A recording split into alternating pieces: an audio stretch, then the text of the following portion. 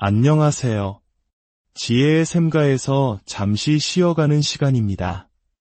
숨가쁘게 돌아가는 세상 속에서 우리는 때로 어디에 마음을 두어야 할지 모를 막막함과 마주하곤 합니다. 예측할 수 없는 미래에 대한 불안감, 끊임없는 경쟁 속에서 오는 피로감, 그리고 예기치 않게 찾아오는 삶의 시련들 앞에서 우리는 연약한 존재임을 깨닫게 되죠. 오늘의 이야기가 여러분의 마음에 작은 위로와 힘이 된다면 이 은혜를 주변에 나누어 주시고 저희 채널을 구독하며 이 여정에 동행해 주세요. 여러분의 삶에 하나님의 평안이 가득하기를 빕니다. 오늘 우리가 함께 묵상할 이야기는 수천 년의 세월을 넘어 수많은 영혼에게 흔들리지 않는 반석이 되어준 시편 46편의 고백에서 시작됩니다. 하나님은 우리의 피난처시여 힘이시니 환난 중에 만날 큰 도움이시라. 여러분, 피난처라는 단어를 들으면 무엇이 떠오르시나요?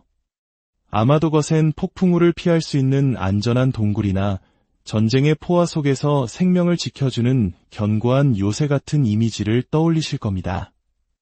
성경이 말하는 피난처이신 하나님은 바로 그런 분입니다. 세상살이가 얼마나 고되고 힘듭니까? 마치 거친 파도가 몰아치는 바다 한가운데 떠있는 작은 배처럼 우리의 삶은 수많은 어려움에 부딪힙니다. 그럴 때 우리는 어디로 가야 할까요? 어디서 진정한 안식을 얻을 수 있을까요? 이 말씀은 우리에게 명확한 방향을 제시합니다. 바로 하나님께로 피하라는 것입니다. 이것은 단순한 종교적 수사가 아니라 우리 신앙의 뿌리가 되어야 할 가장 근본적인 삶의 태도입니다. 어린아이가 무서운 일을 당했을 때 다른 곳을 두리번거리지 않고 본능적으로 어머니의 품으로 달려가 안기듯 우리 그리스도인들은 삶에 어떤 문제가 닥치더라도 가장 먼저 하나님의 품을 찾는 사람들이 되어야 합니다. 왜냐하면 환난의 때에 우리가 만날 수 있는 가장 크고 확실한 도움은 오직 천지를 지으신 창조주 하나님께로부터 오기 때문입니다. 물론 하나님께서는 때로 우리 주변의 좋은 사람들을 통해 혹은 예상치 못한 기회를 통해 우리를 도우십니다. 그러나 그 모든 도움의 손길조차도 근본적으로는 하나님께서 계획하시고 허락하셔야만 우리에게 닿을 수 있는 것임을 우리는 믿음으로 고백합니다. 이것이 보이지 않는 하나님을 믿는 우리와 보이는 세상만을 의지하는 사람들 사이의 근본적인 차이일 것입니다. 그렇다면 하나님을 피난처로 삼는 사람의 삶은 어떻게 달라질까요? 시편 기자는 이렇게 노래합니다. 그러므로 땅이 변하든지 산이 흔들려 바다 가운데에 빠지든지 바닷물이 솟아나고 뛰놀든지 그것이 넘침으로 산이 흔들릴지라도 우리는 두려워하지 아니하리로다. 상상해 보십시오. 우리가 딛고 선 땅이 변하고 거대한 산맥이 통째로 흔들려 깊은 바다 속으로 무너져 내리는 장면을 말입니다. 거대한 지진이나 쓰나미가 몰려와 온 세상을 뒤엎는 듯한 인간의 힘으로는 도저히 감당할 수 없는 절대적인 재앙의 상황입니다. 하지만 놀랍게도 시편 기자는 선포합니다. 우리는 두려워하지 않는다. 이것이 바로 믿음의 능력입니다. 똑같은 어려움을 겪어도 어떤 사람은 그 재앙 자체보다 두려움이라는 감정에 먼저 사로잡혀 무너지고 맙니다. 그러나 하나님을 피난처로 삼는 사람은 세상이 끝날 것 같은 혼돈 속에서도 흔들리지 않는 평안을 누릴 수 있습니다. 이사야서 41편 10절의 약속이 바로 이 믿음의 근거가 됩니다. 두려워하지 말라 내가 너와 함께 함이라. 놀라지 말라 나는 내 하나님이 됨이라. 내가 너를 굳세게 하리라. 참으로 너를 도와주리라. 참으로 나의 의로운 오른손으로 너를 붙들리라. 이 음성이 우리의 마음 깊은 곳에 각인되어 있다면 어떤 시련이 닥쳐와도 우리는 무너지지 않을 것입니다. 언제나 우리와 함께 하시며 우리를 굳게 붙드시는 하나님을 신뢰하기 때문입니다. 그래서 사도 바울은 로마서 8장에서 이렇게 담대하게 외칠 수 있었습니다. 누가 우리를 그리스도의 사랑에서 끊으리요. 환난이나 곤고나 박해나 기근이나 적신이나 위험이나 칼이랴. 우리가 겪는 고난은 하나님께서 우리를 버리셨다는 증거가 결코 아닙니다. 오히려 그분의 사랑 안에 있기에 때로는 감당해야 하는 연단의 과정임을 믿음으로 해석할 때 그 고난은 우리를 파괴하는 것이 아니라 오히려 우리의 삶을 더욱 깊고 풍성하게 만드는 놀라운 재료가 될 것입니다. 시편 기자의 시선은 이제 외부의 혼돈에서 내부의 평화로 옮겨갑니다. 한 시내가 있어 나뉘어 흘러 하나님의 성, 곧 지존하신 이의 성소를 기쁘게 하도다. 물이 기한 중동 지방에서 마르지 않고 흐르는 시냇물은 생명 그 자체를 의미합니다. 그런데 그 생명수가 어디를 기쁘게 한다고 말합니까? 바로 하나님의 성소입니다.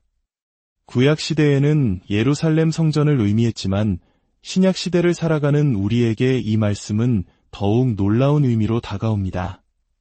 고린도전서 6장 19절은 우리에게 이렇게 선포합니다. 너희 몸은 너희가 하나님께로부터 받은 바 너희 가운데 계신 성령의 전인 주를 알지 못하느냐. 너희는 너희 자신의 것이 아니라 그렇습니다. 예수를 그리스도로 믿는 우리 한 사람 한 사람이 바로 성령 하나님이 거하시는 거룩한 성전입니다. 그러므로 우리를 기쁘게 하는 생명수는 외부의 어떤 조건에서 오는 것이 아니라 바로 우리 안에 계신 성령님으로부터 솟아나는 것입니다. 세상이 주는 기쁨은 상황에 따라 변하지만 우리 안에서 솟아나는 성령의 생수는 결코 마르지 않는 기쁨과 평안의 원천이 됩니다. 하나님이 그 성중에 계심에 성이 흔들리지 아니할 것이라. 새벽에 하나님이 도우시리로다. 우리 안에 성령님이 계실 때 우리는 결코 흔들리지 않을 것입니다. 그리고 하나님께서는 특별히 새벽에 우리를 도우신다고 약속하십니다. 성경의 역사를 돌아보면 놀라운 기적들은 어둠이 가장 짙은 새벽에 일어나는 경우가 많았습니다. 이스라엘 백성이 홍해를 건넌 것도, 견고했던 여리고 성이 무너진 것도, 아수르 군대 18만 5천 명이 하룻밤에 송장이 된 것도 모두 새벽에 일어난 일입니다. 예수님께서도 이른 새벽 미명에 한적한 곳으로 가셔서 기도하셨습니다. 하루의 첫 시간을 하나님께 드리는 새벽형 인간의 삶에 담긴 영적인 능력이 바로 여기에 있습니다. 하나님은 우리를 보호하시는 피난처이실 뿐만 아니라 모든 악의 세력을 꺾고 최종적인 승리를 주시는 분이십니다. 그가 땅끝까지 전쟁을 쉬게 하시며 활을 꺾고 창을 끊으며 수레를 불사르시는도다. 이것은 단순히 지상의 전쟁을 멈추게 하신다는 의미를 넘어섭니다. 우리를 괴롭히는 모든 대적의 무기를 무력화시키고 우리 삶에 완전한 평화와 승리를 주시는 여호와 니시, 승리의 하나님을 보여주는 것입니다. 언젠가 마지막 날이 이르면 교만한 자와 악을 행하는 모든 자들은 용광로 불 속의 지푸라기처럼 흔적도 없이 사라질 것입니다. 우리가 해야 할 일은 그날을 믿음으로 바라보며 오늘도 묵묵히 우리의 피난처 되신 하나님께 달려가는 것입니다. 마지막으로 시편 46편은 우리에게 가장 도전적이면서도 가장 깊은 위로를 주는 명령으로 끝을 맺습니다. 이르시기를 너희는 가만히 있어 내가 하나님됨을 알지어다. 가만히 있으라. 모든 것을 스스로 해결해야 직성이 풀리고 무엇이든 빨리빨리 처리해야 하는 현대사회, 특히 우리 한국 문화 속에서 이 명령만큼 어려운 것이 또 있을까요? 하지만 때로는 아무것도 하지 않고 가만히 있는 것이 가장 큰 능력일 때가 있습니다. 우리의 힘과 지혜로는 도저히 풀 수 없는 문제들이 있습니다. 마치 어린 시절 할머니가 잠시 놓아둔 뜨개질 실뭉치를 호기심에 건드렸다가 도저히 풀 수 없을 만큼 엉망으로 만들어버린 경험처럼 우리가 섣불리 개입할수록 상황을 더욱 악화시키는 경우가 인생에는 참 많습니다. 인간관계의 오해도 마찬가지입니다. 해명하려 할수록 더 깊은 오해를 낳고 풀려고 발버둥 칠수록 더 단단히 얽혀버리곤 합니다. 그럴 때 하나님은 우리에게 말씀하십니다. 잠시 멈추어라. 그리고 내가 어떻게 일하는지 지켜보아라. 답답하고 억울한 시간이겠지만 그 침묵의 시간을 견뎌낼 때 우리는 인간의 계획을 뛰어넘어 모든 것을 합력하여 선을 이루시는 하나님의 놀라운 솜씨를 목격하게 될 것입니다. 위대한 시편 46편의 말씀을 붙들고 인류 역사의 흐름을 바꾼 한 사람이 있습니다. 바로 16세기 종교개혁가 마르틴 루터입니다. 1521년 그는 당시 세계 최강대국이었던 신성로마 제국의 황제 카를 5세가 소집한 보름스 제국회의에 소환되었습니다. 모두가 가면 죽는다고 말렸습니다. 하지만 루터는 이 시편 말씀을 묵상하며 담대하게 발걸음을 옮겼습니다. 보름스 지붕의 기왓장수만큼 마귀가 나를 노릴지라도 나는 가겠다고 외치며 말입니다. 그는 그 절체절명의 위기 속에서 하나님을 자신의 견고한 성이요 피할 수 없는 피난처로 삼았습니다. 그리고 그 한 사람의 담대한 믿음이 오늘날 우리 개신교의 거대한 역사를 열었습니다. 사랑하는 여러분, 오늘 여러분의 삶에 어떤 폭풍우가 몰아치고 있습니까? 어떤 거대한 산과 같은 문제가 여러분을 가로막고 있습니까? 두려워하지 마십시오. 그리고 가만히 서서 우리를 위해 일하시는 하나님을 바라보십시오. 하나님을 피난처로 삼는 여러분의 그 작은 믿음이 세상을 이기고도 남을 가장 위대한 능력이 될 줄 믿습니다. 만군의 주님께서 여러분과 함께 하시며 야곱의 하나님께서 여러분의 영원한 피난처가 되어주시기를 간절히 안녕하세요. 지혜의 샘가에서 잠시 쉬어가는 시간입니다. 숨가쁘게 돌아가는 세상 속에서 우리는 때로 어디에 마음을 두어야 할지 모를 막막함과 마주하곤 합니다. 예측할 수 없는 미래에 대한 불안감, 끊임없는 경쟁 속에서 오는 피로감, 그리고 예기치 않게 찾아오는 삶의 시련들 앞에서 우리는 연약한 존재임을 깨닫게 되죠. 오늘의 이야기가 여러분의 마음에 작은 위로와 힘이 된다면 이 은혜를 주변에 나누어 주시고 저희 채널을 구독하며 이 여정에 동행해 주세요.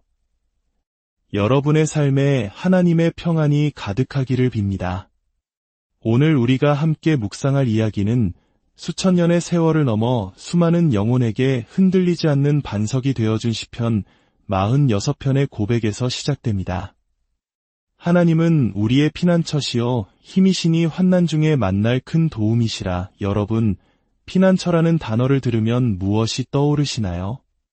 아마도 거센 폭풍우를 피할 수 있는 안전한 동굴이나 전쟁의 포화 속에서 생명을 지켜주는 견고한 요새 같은 이미지를 떠올리실 겁니다. 성경이 말하는 피난처이신 하나님은 바로 그런 분입니다. 세상살이가 얼마나 고되고 힘듭니까? 마치 거친 파도가 몰아치는 바다 한가운데 떠있는 작은 배처럼 우리의 삶은 수많은 어려움에 부딪힙니다. 그럴 때 우리는 어디로 가야 할까요? 어디서 진정한 안식을 얻을 수 있을까요? 이 말씀은 우리에게 명확한 방향을 제시합니다. 바로 하나님께로 피하라는 것입니다. 이것은 단순한 종교적 수사가 아니라 우리 신앙의 뿌리가 되어야 할 가장 근본적인 삶의 태도입니다. 어린아이가 무서운 일을 당했을 때 다른 곳을 두리번거리지 않고 본능적으로 어머니의 품으로 달려가 안기듯 우리 그리스도인들은 삶에 어떤 문제가 닥치더라도 가장 먼저 하나님의 품을 찾는 사람들이 되어야 합니다. 왜냐하면 환난의 때에 우리가 만날 수 있는 가장 크고 확실한 도움은 오직 천지를 지으신 창조주 하나님께로부터 오기 때문입니다. 물론 하나님께서는 때로 우리 주변의 좋은 사람들을 통해 혹은 예상치 못한 기회를 통해 우리를 도우십니다. 그러나 그 모든 도움의 손길조차도 근본적으로는 하나님께서 계획하시고 허락하셔야만 우리에게 닿을 수 있는 것임을 우리는 믿음으로 고백합니다. 이것이 보이지 않는 하나님을 믿는 우리와 보이는 세상만을 의지하는 사람들 사이의 근본적인 차이일 것입니다. 그렇다면 하나님을 피난처로 삼는 사람의 삶은 어떻게 달라질까요? 시편 기자는 이렇게 노래합니다.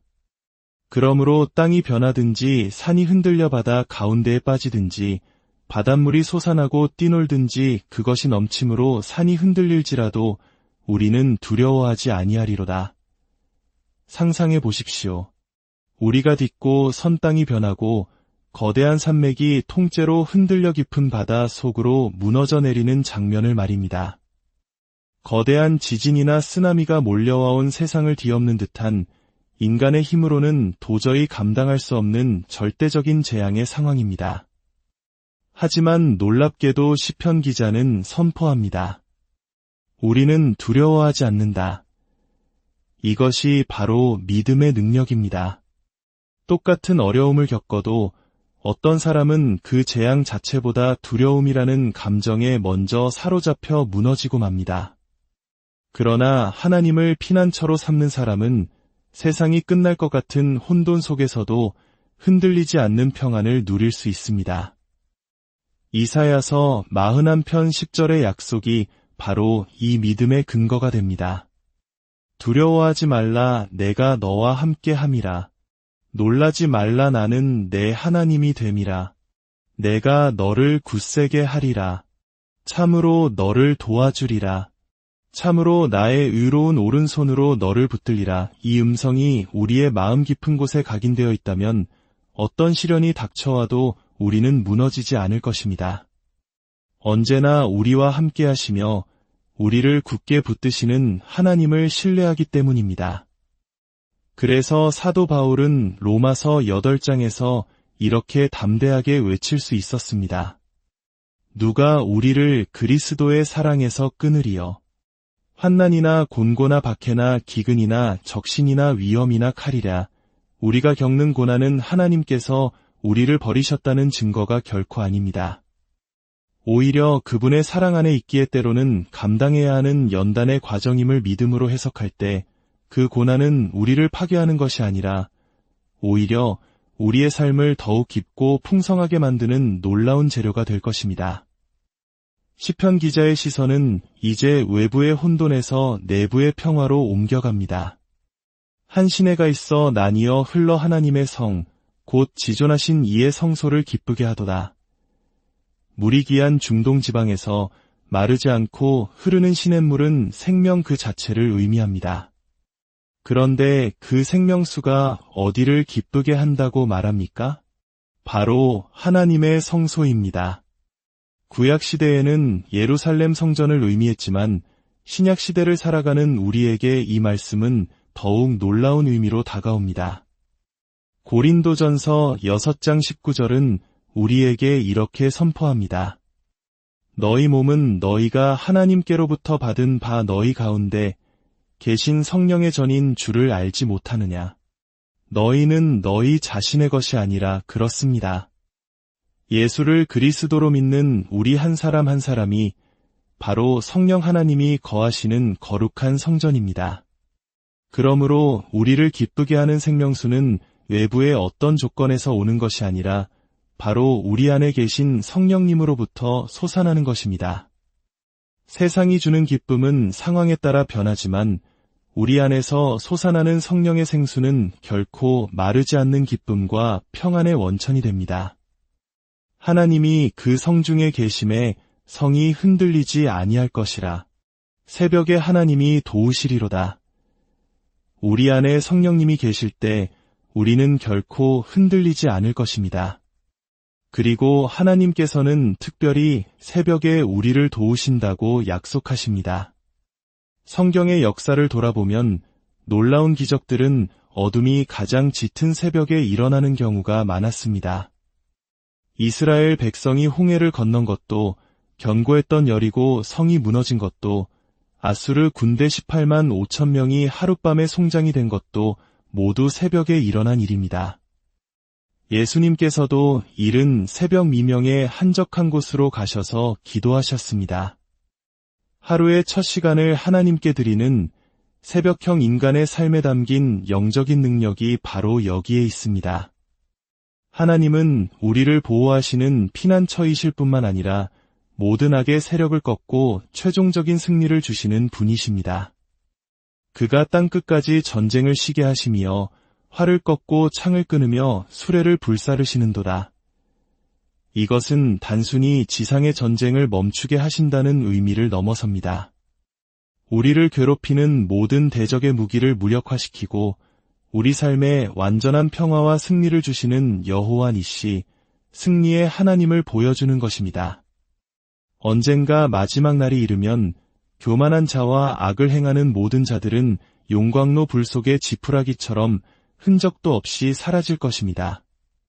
우리가 해야 할 일은 그날을 믿음으로 바라보며 오늘도 묵묵히 우리의 피난처 되신 하나님께 달려가는 것입니다. 마지막으로 시편 46편은 우리에게 가장 도전적이면서도 가장 깊은 위로를 주는 명령으로 끝을 맺습니다. 이르시기를 너희는 가만히 있어 내가 하나님됨을 알지어다. 가만히 있으라. 모든 것을 스스로 해결해야 직성이 풀리고 무엇이든 빨리빨리 처리해야 하는 현대사회, 특히 우리 한국 문화 속에서 이 명령만큼 어려운 것이 또 있을까요? 하지만 때로는 아무것도 하지 않고 가만히 있는 것이 가장 큰 능력일 때가 있습니다. 우리의 힘과 지혜로는 도저히 풀 수 없는 문제들이 있습니다. 마치 어린 시절 할머니가 잠시 놓아둔 뜨개질 실뭉치를 호기심에 건드렸다가 도저히 풀 수 없을 만큼 엉망으로 만들어버린 경험처럼 우리가 섣불리 개입할수록 상황을 더욱 악화시키는 경우가 인생에는 참 많습니다. 인간관계의 오해도 마찬가지입니다. 해명하려 할수록 더 깊은 오해를 낳고 풀려고 발버둥 칠수록 더 단단히 얽혀버리곤 합니다. 그럴 때 하나님은 우리에게 말씀하십니다. 잠시 멈추어라. 그리고 내가 어떻게 일하는지 지켜보아라. 답답하고 억울한 시간이겠지만 그 침묵의 시간을 견뎌낼 때 우리는 인간의 계획을 뛰어넘어 모든 것을 합력하여 선을 이루시는 하나님의 놀라운 솜씨를 목격하게 될 것입니다. 위대한 시편 46편의 말씀을 붙들고 인류 역사의 흐름을 바꾼 한 사람이 있습니다. 바로 16세기 종교개혁가 마르틴 루터입니다. 1521년 그는 당시 세계 최강대국이었던 신성로마 제국의 황제 카를 5세가 소집한 보름스 제국회의에 소환되었습니다. 모두가 가면 죽는다고 말렸습니다. 하지만 루터는 이 시편 말씀을 묵상하며 담대하게 발걸음을 옮겼습니다. 보름스 지붕의 기왓장수만큼 마귀가 나를 노릴지라도 나는 가겠다고 외치며 말입니다. 그는 그 절체절명의 위기 속에서 하나님을 자신의 견고한 성이요 피할 수 없는 피난처로 삼았습니다. 그리고 그 한 사람의 담대한 믿음이 오늘날 우리 개신교의 거대한 역사를 열었습니다. 사랑하는 여러분, 오늘 여러분의 삶에 어떤 폭풍우가 몰아치고 있습니까? 어떤 거대한 산과 같은 문제가 여러분을 가로막고 있습니까? 두려워하지 마십시오. 그리고 가만히 서서 우리를 위해 일하시는 하나님을 바라보십시오. 하나님을 피난처로 삼는 여러분의 그 작은 믿음이 세상을 이기고도 남을 가장 위대한 능력이 될 줄 믿습니다. 만군의 주님께서 여러분과 함께 하시며 야곱의 하나님께서 여러분의 영원한 피난처가 되어주시기를 간절히 안녕하세요. 지혜의 샘가에서 잠시 쉬어가는 시간입니다. 숨가쁘게 돌아가는 세상 속에서 우리는 때로 어디에 마음을 두어야 할지 모를 막막함과 마주하곤 합니다. 예측할 수 없는 미래에 대한 불안감, 끊임없는 경쟁 속에서 오는 피로감, 그리고 예기치 않게 찾아오는 삶의 시련들 앞에서 우리는 연약한 존재임을 깨닫게 되죠. 오늘의 이야기가 여러분의 마음에 작은 위로와 힘이 된다면 이 은혜를 주변에 나누어 주시고 저희 채널을 구독하며 이 여정에 동행해 주세요. 여러분의 삶에 하나님의 평안이 가득하기를 빕니다.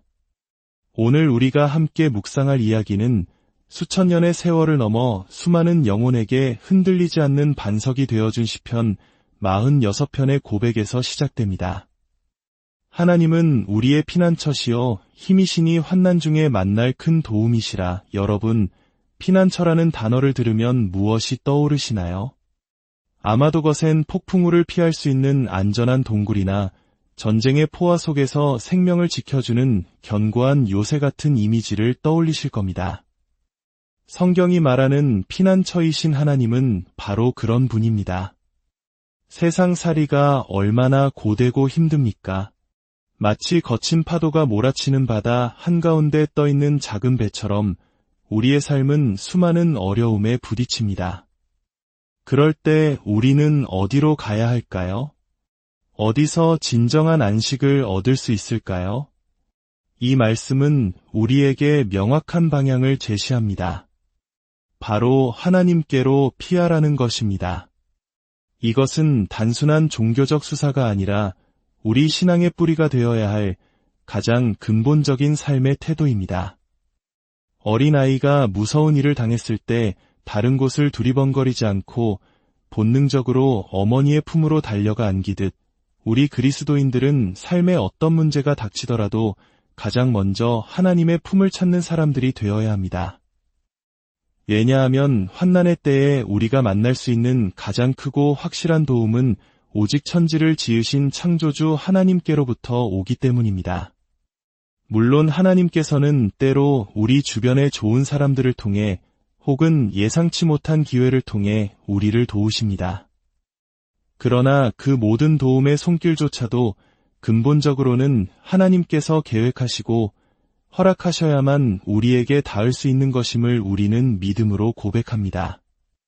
이것이 보이지 않는 하나님을 믿는 우리와 보이는 세상만을 의지하는 사람들 사이의 근본적인 차이일 것입니다. 그렇다면 하나님을 피난처로 삼는 사람의 삶은 어떻게 달라질까요? 시편 기자는 이렇게 노래합니다. 그러므로 땅이 변하든지 산이 흔들려 바다 가운데에 빠지든지 바닷물이 솟아나고 뛰놀든지 그것이 넘침으로 산이 흔들릴지라도 우리는 두려워하지 아니하리로다. 상상해 보십시오. 우리가 딛고 선 땅이 변하고 거대한 산맥이 통째로 흔들려 깊은 바다 속으로 무너져 내리는 장면을 말입니다. 거대한 지진이나 쓰나미가 몰려와온 세상을 뒤엎는 듯한 인간의 힘으로는 도저히 감당할 수 없는 절대적인 재앙의 상황입니다.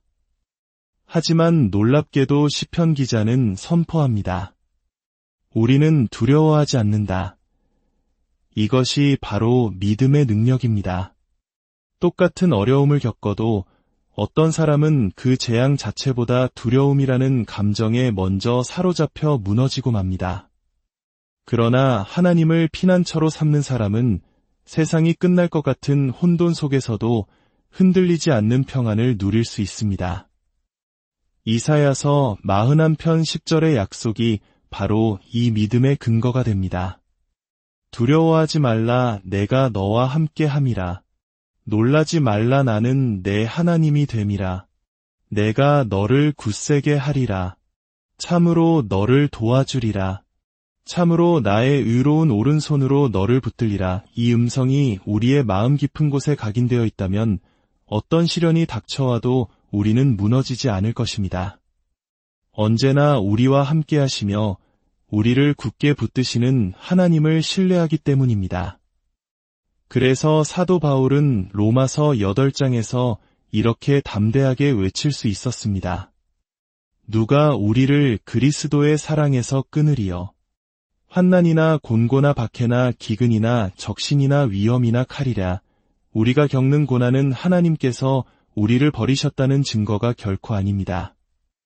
오히려 그분의 사랑 안에 있기에 때로는 감당해야 하는 연단의 과정임을 믿음으로 해석할 때 그 고난은 우리를 파괴하는 것이 아니라 오히려 우리의 삶을 더욱 깊고 풍성하게 만드는 놀라운 재료가 될 것입니다. 시편 기자의 시선은 이제 외부의 혼돈에서 내부의 평화로 옮겨갑니다. 한 시내가 있어 나뉘어 흘러 하나님의 성, 곧 지존하신 이의 성소를 기쁘게 하도다. 물이 귀한 중동 지방에서 마르지 않고 흐르는 시냇물은 생명 그 자체를 의미합니다. 그런데 그 생명수가 어디를 기쁘게 한다고 말합니까? 바로 하나님의 성소입니다. 구약시대에는 예루살렘 성전을 의미했지만 신약시대를 살아가는 우리에게 이 말씀은 더욱 놀라운 의미로 다가옵니다. 고린도전서 6장 19절은 우리에게 이렇게 선포합니다. 너희 몸은 너희가 하나님께로부터 받은 바 너희 가운데 계신 성령의 전인 주를 알지 못하느냐. 너희는 너희 자신의 것이 아니라 그렇습니다. 예수를 그리스도로 믿는 우리 한 사람 한 사람이 바로 성령 하나님이 거하시는 거룩한 성전입니다. 그러므로 우리를 기쁘게 하는 생명수는 외부의 어떤 조건에서 오는 것이 아니라 바로 우리 안에 계신 성령님으로부터 솟아나는 것입니다. 세상이 주는 기쁨은 상황에 따라 변하지만 우리 안에서 솟아나는 성령의 생수는 결코 마르지 않는 기쁨과 평안의 원천이 됩니다. 하나님이 그 성중에 계심에 성이 흔들리지 아니할 것이라. 새벽에 하나님이 도우시리로다. 우리 안에 성령님이 계실 때 우리는 결코 흔들리지 않을 것입니다. 그리고 하나님께서는 특별히 새벽에 우리를 도우신다고 약속하십니다. 성경의 역사를 돌아보면 놀라운 기적들은 어둠이 가장 짙은 새벽에 일어나는 경우가 많았습니다. 이스라엘 백성이 홍해를 건넌 것도, 견고했던 여리고 성이 무너진 것도, 아수르 군대 18만 5천 명이 하룻밤에 송장이 된 것도 모두 새벽에 일어난 일입니다. 예수님께서도 이른 새벽 미명에 한적한 곳으로 가셔서 기도하셨습니다. 하루의 첫 시간을 하나님께 드리는 새벽형 인간의 삶에 담긴 영적인 능력이 바로 여기에 있습니다. 하나님은 우리를 보호하시는 피난처이실 뿐만 아니라 모든 악의 세력을 꺾고 최종적인 승리를 주시는 분이십니다. 그가 땅끝까지 전쟁을 쉬게 하시며 활을 꺾고 창을 끊으며 수레를 불사르시는도다. 이것은 단순히 지상의 전쟁을 멈추게 하신다는 의미를 넘어섭니다. 우리를 괴롭히는 모든 대적의 무기를 무력화시키고 우리 삶에 완전한 평화와 승리를 주시는 여호와 니시, 승리의 하나님을 보여주는 것입니다. 언젠가 마지막 날이 이르면 교만한 자와 악을 행하는 모든 자들은 용광로 불 속의 지푸라기처럼 흔적도 없이 사라질 것입니다. 우리가 해야 할 일은 그날을 믿음으로 바라보며 오늘도 묵묵히 우리의 피난처 되신 하나님께 달려가는 것입니다. 마지막으로 시편 46편은 우리에게 가장 도전적이면서도 가장 깊은 위로를 주는 명령으로 끝을 맺습니다. 이르시기를 너희는 가만히 있어 내가 하나님됨을 알지어다. 가만히 있으라. 모든 것을 스스로 해결해야 직성이 풀리고 무엇이든 빨리빨리 처리해야 하는 현대사회, 특히 우리 한국 문화 속에서 이 명령만큼 어려운 것이 또 있을까요? 하지만 때로는 아무것도 하지 않고 가만히 있는 것이 가장 큰 능력일 때가 있습니다. 우리의 힘과 지혜로는 도저히 풀 수 없는 문제들이 있습니다. 마치 어린 시절 할머니가 잠시 놓아둔 뜨개질 실뭉치를 호기심에 건드렸다가 도저히 풀 수 없을 만큼 엉망으로 만들어버린 경험처럼 우리가 섣불리 개입할수록 상황을 더욱 악화시키는 경우가 인생에는 참 많습니다. 인간관계의 오해도 마찬가지입니다. 해명하려 할수록 더 깊은 오해를 낳고 풀려고 발버둥 칠수록 더 단단히 얽혀버리곤 합니다. 그럴 때 하나님은 우리에게 말씀하십니다. 잠시 멈추어라. 그리고 내가 어떻게 일하는지 지켜보아라. 답답하고 억울한 시간이겠지만 그 침묵의 시간을 견뎌낼 때 우리는 인간의 계획을 뛰어넘어 모든 것을 합력하여 선을 이루시는 하나님의 놀라운 솜씨를 목격하게 될 것입니다. 위대한 시편 46편의 말씀을 붙들고 인류 역사의 흐름을 바꾼 한 사람이 있습니다. 바로 16세기 종교개혁가 마르틴 루터입니다. 1521년 그는 당시 세계 최강대국이었던 신성로마 제국의 황제 카를 5세가 소집한 보름스 제국회의에 소환되었습니다. 모두가 가면 죽는다고 말렸습니다. 하지만 루터는 이 시편 말씀을 묵상하며 담대하게 발걸음을 옮겼습니다. 보름스 지붕의 기왓장수만큼 마귀가 나를 노릴지라도 나는 가겠다고 외치며 말입니다. 그는 그 절체절명의 위기 속에서 하나님을 자신의 견고한 성이요 피할 수 없는 피난처로 삼았습니다. 그리고 그 한 사람의 담대한 믿음이 오늘날 우리 개신교의 거대한 역사를 열었습니다. 사랑하는 여러분, 오늘 여러분의 삶에 어떤 폭풍우가 몰아치고 있습니까? 어떤 거대한 산과 같은 문제가 여러분을 가로막고 있습니까? 두려워하지 마십시오. 그리고 가만히 서서 우리를 위해 일하시는 하나님을 바라보십시오. 하나님을 피난처로 삼는 여러분의 그 작은 믿음이 세상을 이기고도 남을 가장 위대한 능력이 될 줄 믿습니다. 만군의 주님께서 여러분과 함께 하시며 야곱의 하나님께서 여러분의 영원한 피난처가 되어주시기를 간절히 안녕하세요. 지혜의 샘가에서 잠시 쉬어가는 시간입니다. 숨가쁘게 돌아가는 세상 속에서 우리는 때로 어디에 마음을 두어야 할지 모를 막막함과 마주하곤 합니다. 예측할 수 없는 미래에 대한 불안감, 끊임없는 경쟁 속에서 오는 피로감, 그리고 예기치 않게 찾아오는 삶의 시련들 앞에서 우리는 연약한 존재임을 깨닫게 되죠. 오늘의 이야기가 여러분의 마음에 작은 위로와 힘이 된다면 이 은혜를 주변에 나누어 주시고 저희 채널을 구독하며 이 여정에 동행해 주세요. 여러분의 삶에 하나님의 평안이 가득하기를 빕니다. 오늘 우리가 함께 묵상할 이야기는 수천 년의 세월을 넘어 수많은 영혼에게 흔들리지 않는 반석이 되어준 시편 46편의 고백에서 시작됩니다. 하나님은 우리의 피난처시여 힘이시니 환난 중에 만날 큰 도움이시라. 여러분, 피난처라는 단어를 들으면 무엇이 떠오르시나요? 아마도 거센 폭풍우를 피할 수 있는 안전한 동굴이나 전쟁의 포화 속에서 생명을 지켜주는 견고한 요새 같은 이미지를 떠올리실 겁니다. 성경이 말하는 피난처이신 하나님은 바로 그런 분입니다. 세상살이가 얼마나 고되고 힘듭니까? 마치 거친 파도가 몰아치는 바다 한가운데 떠있는 작은 배처럼 우리의 삶은 수많은 어려움에 부딪힙니다. 그럴 때 우리는 어디로 가야 할까요? 어디서 진정한 안식을 얻을 수 있을까요? 이 말씀은 우리에게 명확한 방향을 제시합니다.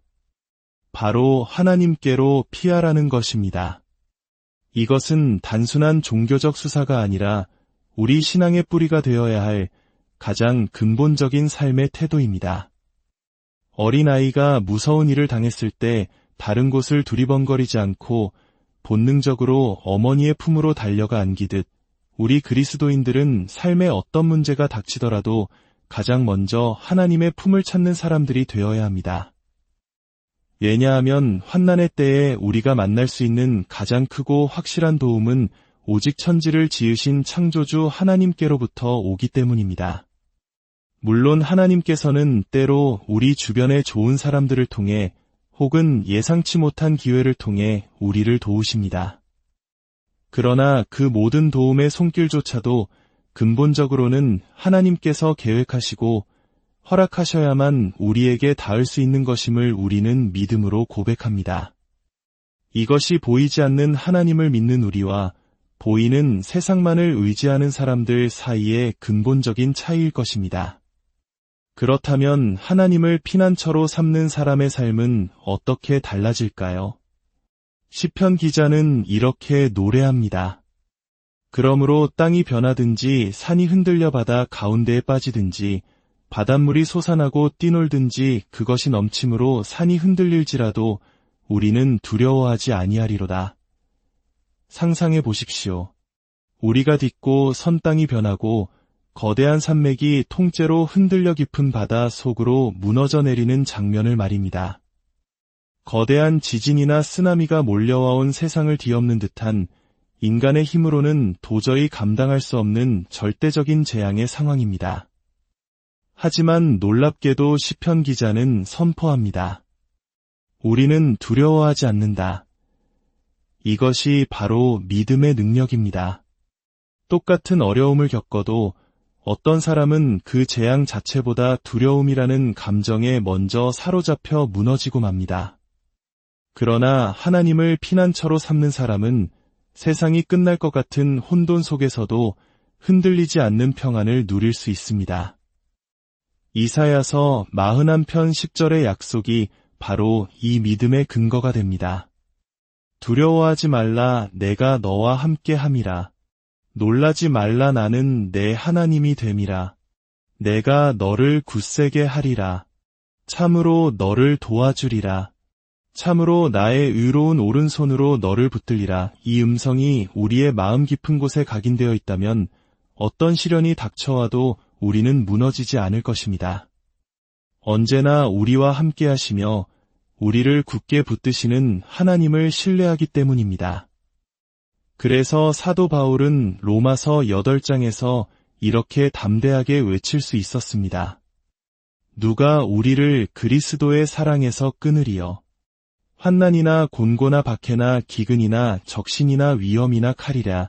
우리가 겪는 고난은 하나님께서 우리를 버리셨다는 증거가 결코 아닙니다.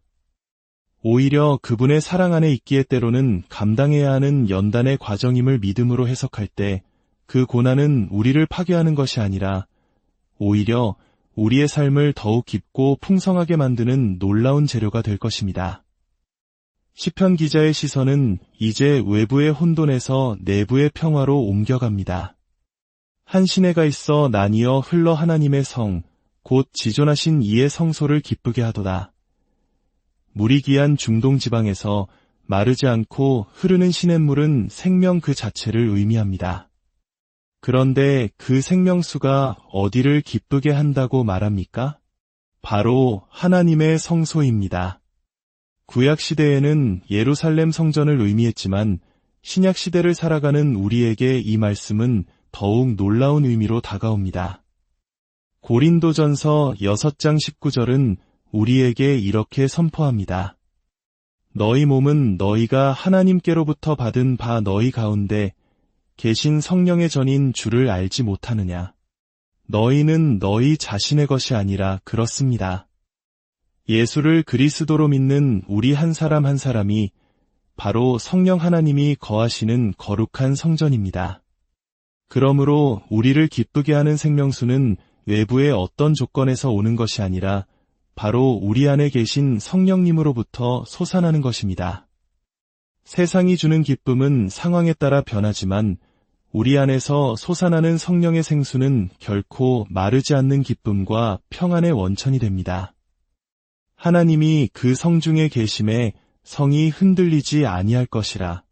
새벽에 하나님이 도우시리로다. 우리 안에 성령님이 계실 때 우리는 결코 흔들리지 않을 것입니다. 그리고 하나님께서는 특별히 새벽에 우리를 도우신다고 약속하십니다. 성경의 역사를 돌아보면 놀라운 기적들은 어둠이 가장 짙은 새벽에 일어나는 경우가 많았습니다. 이스라엘 백성이 홍해를 건넌 것도, 견고했던 여리고 성이 무너진 것도, 아수르 군대 18만 5천 명이 하룻밤에 송장이 된 것도 모두 새벽에 일어난 일입니다. 예수님께서도 이른 새벽 미명에 한적한 곳으로 가셔서 기도하셨습니다.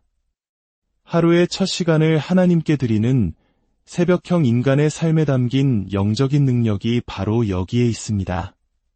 하나님은 우리를 보호하시는 피난처이실 뿐만 아니라 모든 악의 세력을 꺾고 최종적인 승리를 주시는 분이십니다. 그가 땅끝까지 전쟁을 쉬게 하시며 활을 꺾고 창을 끊으며 수레를 불사르시는도다. 이것은 단순히 지상의 전쟁을 멈추게 하신다는 의미를 넘어섭니다.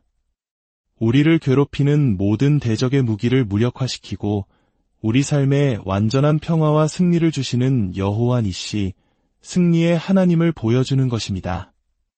언젠가 마지막 날이 이르면 교만한 자와 악을 행하는 모든 자들은 용광로 불 속의 지푸라기처럼 흔적도 없이 사라질 것입니다. 우리가 해야 할 일은 그날을 믿음으로 바라보며 오늘도 묵묵히 우리의 피난처 되신 하나님께 달려가는 것입니다. 마지막으로 시편 46편은 우리에게 가장 도전적이면서도 가장 깊은 위로를 주는 명령으로 끝을 맺습니다. 이르시기를 너희는 가만히 있어 내가 하나님됨을 알지어다. 가만히 있으라. 모든 것을 스스로 해결해야 직성이 풀리고 무엇이든 빨리빨리 처리해야 하는 현대사회, 특히 우리 한국 문화 속에서 이 명령만큼 어려운 것이 또 있을까요? 하지만 때로는 아무것도 하지 않고 가만히 있는 것이 가장 큰 능력일 때가 있습니다. 우리의 힘과 지혜로는 도저히 풀 수 없는 문제들이 있습니다. 마치 어린 시절 할머니가 잠시 놓아둔 뜨개질 실뭉치를 호기심에 건드렸다가 도저히 풀 수 없을 만큼 엉망으로 만들어버린 경험처럼 우리가 섣불리 개입할수록 상황을 더욱 악화시키는 경우가 인생에는 참 많습니다. 인간관계의 오해도 마찬가지입니다. 해명하려 할수록 더 깊은 오해를 낳고 풀려고 발버둥 칠수록 더 단단히 얽혀버리곤 합니다.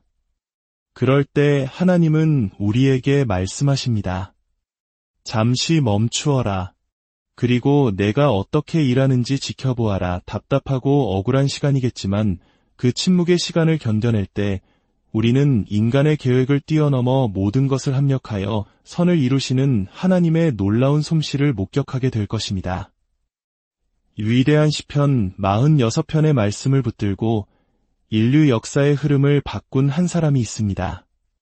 바로 16세기 종교개혁가 마르틴 루터입니다. 1521년 그는 당시 세계 최강대국이었던 신성로마 제국의 황제 카를 5세가 소집한 보름스 제국회의에 소환되었습니다. 모두가 가면 죽는다고 말렸습니다. 하지만 루터는 이 시편 말씀을 묵상하며 담대하게 발걸음을 옮겼습니다. 보름스 지붕의 기왓장수만큼 마귀가 나를 노릴지라도 나는 가겠다고 외치며 말입니다. 그는 그 절체절명의 위기 속에서 하나님을 자신의 견고한 성이요 피할 수 없는 피난처로 삼았습니다. 그리고 그 한 사람의 담대한 믿음이 오늘날 우리 개신교의 거대한 역사를 열었습니다. 사랑하는 여러분, 오늘 여러분의 삶에 어떤 폭풍우가 몰아치고 있습니까? 어떤 거대한 산과 같은 문제가 여러분을 가로막고 있습니까? 두려워하지 마십시오. 그리고 가만히 서서 우리를 위해 일하시는 하나님을 바라보십시오. 하나님을 피난처로 삼는 여러분의 그 작은 믿음이 세상을 이기고도 남을 가장 위대한 능력이 될 줄 믿습니다. 만군의 주님께서 여러분과 함께 하시며 야곱의 하나님께서 여러분의 영원한 피난처가 되어주시기를 간절히 안녕하세요. 지혜의 샘가에서 잠시 쉬어가는 시간입니다. 숨가쁘게 돌아가는 세상 속에서 우리는 때로 어디에 마음을 두어야 할지 모를 막막함과 마주하곤 합니다. 예측할 수 없는 미래에 대한 불안감, 끊임없는 경쟁 속에서 오는 피로감, 그리고 예기치 않게 찾아오는 삶의 시련들 앞에서 우리는 연약한 존재임을 깨닫게 되죠. 오늘의 이야기가 여러분의 마음에 작은 위로와 힘이 된다면 이 은혜를 주변에 나누어 주시고 저희 채널을 구독하며 이 여정에 동행해 주세요. 여러분의 삶에 하나님의 평안이 가득하기를 빕니다. 오늘 우리가 함께 묵상할 이야기는 수천 년의 세월을 넘어 수많은 영혼에게 흔들리지 않는 반석이 되어준 시편 46편의 고백에서 시작됩니다.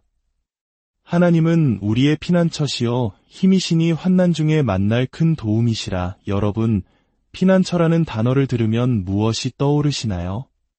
아마도 거센 폭풍우를 피할 수 있는 안전한 동굴이나 전쟁의 포화 속에서 생명을 지켜주는 견고한 요새 같은 이미지를 떠올리실 겁니다. 성경이 말하는 피난처이신 하나님은 바로 그런 분입니다. 세상살이가 얼마나 고되고 힘듭니까? 마치 거친 파도가 몰아치는 바다 한가운데 떠있는 작은 배처럼 우리의 삶은 수많은 어려움에 부딪힙니다. 그럴 때 우리는 어디로 가야 할까요? 어디서 진정한 안식을 얻을 수 있을까요? 이 말씀은 우리에게 명확한 방향을 제시합니다. 바로 하나님께로 피하라는 것입니다. 이것은 단순한 종교적 수사가 아니라 우리 신앙의 뿌리가 되어야 할 가장 근본적인 삶의 태도입니다. 어린아이가 무서운 일을 당했을 때 다른 곳을 두리번거리지 않고 본능적으로 어머니의 품으로 달려가 안기듯 우리 그리스도인들은 삶에 어떤 문제가 닥치더라도 가장 먼저 하나님의 품을 찾는 사람들이 되어야 합니다. 왜냐하면 환난의 때에 우리가 만날 수 있는 가장 크고 확실한 도움은 오직 천지를 지으신 창조주 하나님께로부터 오기 때문입니다. 물론 하나님께서는 때로 우리 주변의 좋은 사람들을 통해 혹은 예상치 못한 기회를 통해 우리를 도우십니다. 그러나 그 모든 도움의 손길조차도 근본적으로는 하나님께서 계획하시고 허락하셔야만 우리에게 닿을 수 있는 것임을 우리는 믿음으로 고백합니다. 이것이 보이지 않는 하나님을 믿는 우리와 보이는 세상만을 의지하는 사람들 사이의 근본적인 차이일 것입니다. 그렇다면 하나님을 피난처로 삼는 사람의 삶은 어떻게 달라질까요? 시편 기자는 이렇게 노래합니다. 그러므로 땅이 변하든지 산이 흔들려 바다 가운데에 빠지든지 바닷물이 솟아나고 뛰놀든지 그것이 넘침으로 산이 흔들릴지라도 우리는 두려워하지 아니하리로다. 상상해 보십시오. 우리가 딛고 선 땅이 변하고 거대한 산맥이 통째로 흔들려 깊은 바다 속으로 무너져 내리는 장면을 말입니다. 거대한 지진이나 쓰나미가 몰려와온 세상을 뒤엎는 듯한 인간의 힘으로는 도저히 감당할 수 없는 절대적인 재앙의 상황입니다. 하지만 놀랍게도 시편 기자는 선포합니다. 우리는 두려워하지 않는다. 이것이 바로 믿음의 능력입니다. 똑같은 어려움을 겪어도 어떤 사람은 그 재앙 자체보다 두려움이라는 감정에 먼저 사로잡혀 무너지고 맙니다. 그러나 하나님을 피난처로 삼는 사람은 세상이 끝날 것 같은 혼돈 속에서도 흔들리지 않는 평안을 누릴 수 있습니다. 이사야서 41편 10절의 약속이 바로 이 믿음의 근거가 됩니다. 두려워하지 말라 내가 너와 함께 함이라. 놀라지 말라 나는 내 하나님이 됨이라. 내가 너를 굳세게 하리라. 참으로 너를 도와주리라. 참으로 나의 의로운 오른손으로 너를 붙들리라. 이 음성이 우리의 마음 깊은 곳에 각인되어 있다면 어떤 시련이 닥쳐와도 우리는 무너지지 않을 것입니다. 언제나 우리와 함께 하시며 우리를 굳게 붙드시는 하나님을 신뢰하기 때문입니다. 그래서 사도 바울은 로마서 8장에서 이렇게 담대하게 외칠 수 있었습니다. 누가 우리를 그리스도의 사랑에서 끊으리요. 환난이나 곤고나 박해나 기근이나 적신이나 위험이나 칼이라. 우리가 겪는 고난은 하나님께서 우리를 버리셨다는 증거가 결코 아닙니다. 오히려 그분의 사랑 안에 있기에 때로는 감당해야 하는 연단의 과정임을 믿음으로 해석할 때 그 고난은 우리를 파괴하는 것이 아니라 오히려 우리의 삶을 더욱 깊고 풍성하게 만드는 놀라운 재료가 될 것입니다. 시편 기자의 시선은 이제 외부의 혼돈에서 내부의 평화로 옮겨갑니다. 한 시내가 있어 나뉘어 흘러 하나님의 성, 곧 지존하신 이의 성소를 기쁘게 하도다. 물이 기한 중동 지방에서 마르지 않고 흐르는 시냇물은 생명 그 자체를 의미합니다. 그런데 그 생명수가 어디를 기쁘게 한다고 말합니까? 바로 하나님의 성소입니다. 구약시대에는 예루살렘 성전을 의미했지만 신약시대를 살아가는 우리에게 이 말씀은 더욱 놀라운 의미로 다가옵니다. 고린도전서 6장 19절은 우리에게 이렇게 선포합니다.